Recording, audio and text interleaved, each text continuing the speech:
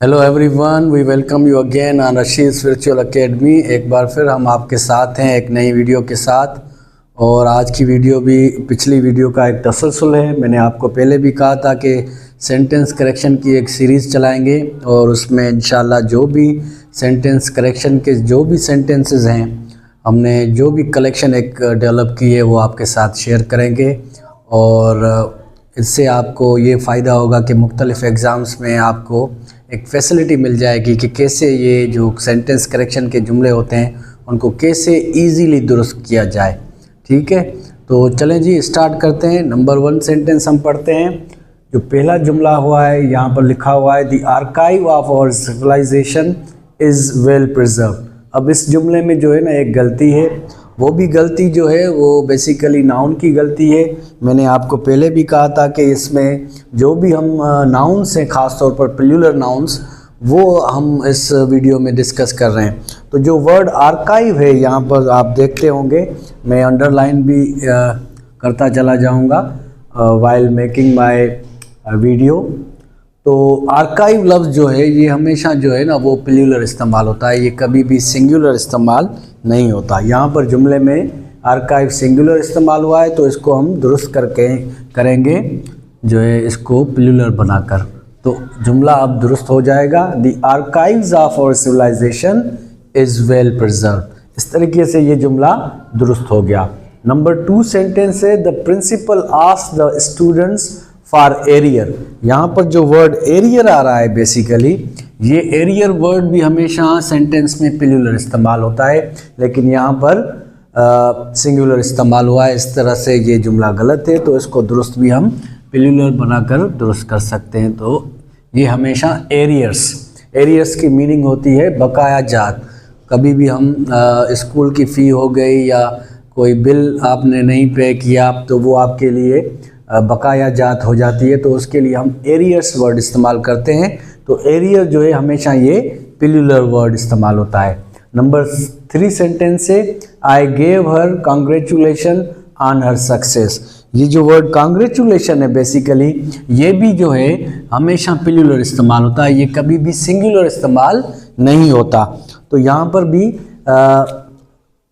पर भी ये सिंगुलर नाउन है, तो इसको हम प्लूरल कर देते हैं। ठीक है, कांग्रेचुलेशंस होगा ना कि कांग्रेचुलेशन। ठीक है, इस तरह से ये जुमला भी आपका दुरुस्त हो गया। नंबर 3 सेंटेंस है, नंबर 4 है, the teacher asked his students for particular. यहाँ पर आप देखेंगे ये वर्ड भी पर्टिकुलर ये भी हमेशा प्लूरल इस्तेमाल होता है। पर्टिकुलर का मकसद ये होता है कि आप अपने जो भी आपका नाम क्या है, आपकी एड्रेस क्या है, पूरी एक पर्सनल डिटेल आप देते हैं, उसको हम पर्टिकुलर्स कहते हैं। तो ये भी हमेशा प्लूरल के तौर पर इस्तेमाल होगा, ये सिंगुलर के तौर पर इस्तेमाल नहीं होगा। अगर सिंगुलर होगा तो ये एडजेक्टिव हो जाएगा, नाउन नहीं होगा। तो इस तरह से ये जुमला भी आपका दुरुस्त हो गया। नंबर 5 सेंटेंस है, thank God we did not lend her money. अब इस जुमले में भी जो है थैंक्स जो वर्ड है यहाँ पर थैंक्स लिखा हुआ है, ये भी हमेशा प्लूरल इस्तेमाल होता है। हम कहते हैं थैंक्स गॉड ना कि थैंक गॉड। इस तरह से ये जुमला आपका दुरुस्त हो गया। Thanks God we did not lend her money, हमने उसको पैसे उधार पर नहीं दिए। थैंक्स गॉड, खुदा का शुक्र है। तो ये जुमला भी आपका दुरुस्त हो गया। ठीक है, ये सिंगुलर के तौर पर इस्तेमाल नहीं होता, प्लूरल के तौर पर इस्तेमाल होता है। नंबर 6 सेंटेंस है, my friend sent me regard.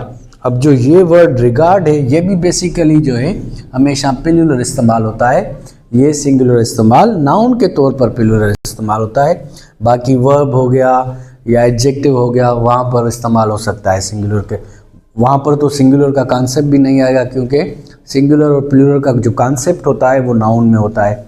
तो ये भी जो वर्ड है इसको हम प्लूरल कर देते हैं, रिगार्ड्स।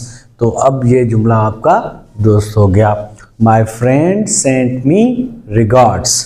तो इस तरह से ये जुमला आपका दुरुस्त हो गया। नंबर 7 सेंटेंस है, I was looking for my headphone. अब जो वर्ड हेडफोन है ये भी बेसिकली जो है सिंगुलर के तौर पर इस्तेमाल नहीं होता, ये हमेशा प्लूरल के तौर पर इस्तेमाल होता है। तो इसको भी हम प्लूरल कर देते हैं। इस तरह से ये जुमला दुरुस्त हो जाएगा। I was looking for my headphones. इस तरह से ये जुमला आपका दुरुस्त हो गया। नंबर 8 है जी, did you get any tiding. Tiding कहते हैं किसी खुशखबरी को, ठीक है।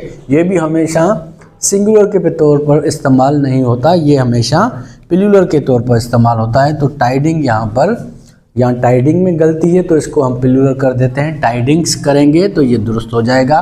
इस तरह से ये जुमला आपका दुरुस्त हो जाएगा, did you get any tidings. तो इस तरह से ये जुमला आपका दुरुस्त हो गया। नंबर 9 है जी, the ruin of flood are still visible. जो फ्लड के जो नुकसानात हुए, जो तबाही हुई फ्लड की वजह से, वो अभी तक जो है ना नज़र में आ रही है, वो विजिबल है। तो ये जो र्यून वर्ड है यहाँ पर लिखा हुआ, ये भी हमेशा जो है सिंगुलर के तौर पर इस्तेमाल नहीं होता, प्लूरल के तौर पर इस्तेमाल होता है। तो इसको भी हम अब प्लूरल कर देते हैं, फिर ये जुमला आपका दुरुस्त हो जाएगा। The ruins of flood are still visible. इस तरह से आपका ये जुमला दुरुस्त हो गया। नंबर 10 है, the waif are looking for leftovers. Waif जो वर्ड है, ये थोड़ा वर्ड जो है इतना कॉमन नहीं है, इसको मैं एक्सप्लेन करता चला जाऊं। वो बच्चे जिनके पास घर ना हो, खाने के लिए कुछ ना हो, उनको वेफ कहते हैं हम, ठीक है। तो वो बच्चे जो है उनको हम वेफ कहते हैं। ये भी हमेशा प्लूरल के तौर पर इस्तेमाल होते हैं, ये सिंगुलर के तौर पर इस्तेमाल नहीं होते। तो वेफ जो है नाउन है, उन बच्चों को कहते हैं जिनके पास घर ना हो, खाने के लिए कुछ ना हो, तो उसके लिए जो है ना वेफ वर्ड इस्तेमाल होता है। तो ये हमेशा प्लूरल इस्तेमाल होगा, the waves are looking for leftovers, ठीक है जी। ये आपका जुमला अब दुरुस्त हो गया। इस तरह से हमने एक सीरीज़ का कॉन्सेप्ट डेवलप किया है। 10 जुमले आपके साथ हम डेली बेसिस पर हम शेयर करेंगे अपनी वीडियोस के ज़रिए, और रशीद वर्चुअल एकेडमी आपके साथ रहेगी। इंशाल्लाह आप अपनी इंग्लिश इम्प्रूव करते रहें, हमारे साथ रहें, और आपके लिए इंशाल्लाह एक बुकलेट भी हम तैयार करेंगे जो आप ख़रीद भी सकेंगे इंशाल्लाह फ्यूचर में। Thank you very much, so kind of you.